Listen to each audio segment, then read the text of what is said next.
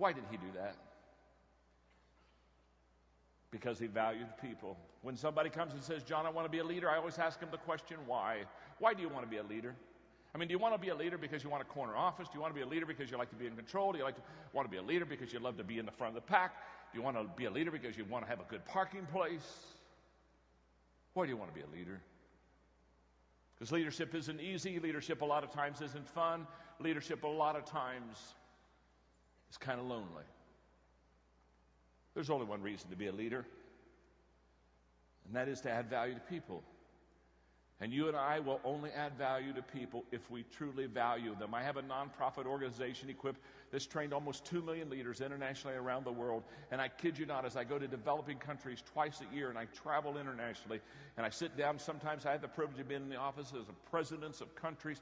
And as I watch these developing countries, the thing that is the cardinal sin among leadership so much is that they have leaders of their countries that truly don't value the people. And if you and I don't value people, we will devalue people.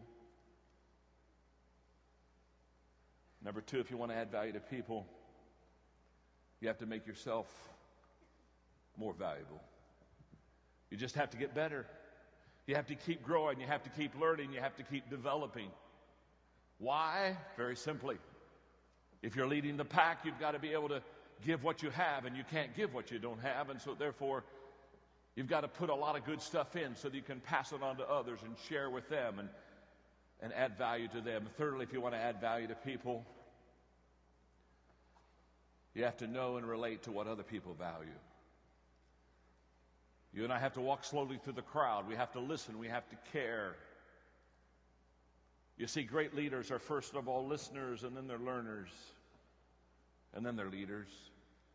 They really do take their cue from the people. They understand that the key of leadership is connecting with the people that you lead, and the only way that you and I ever connect is by caring enough to listen. Number 4 is very important to me. When I'm speaking in the business community, I always share with them that for them there are 3 ways to add value to people, but for me there are 4. And I tell them I'll give them the 3.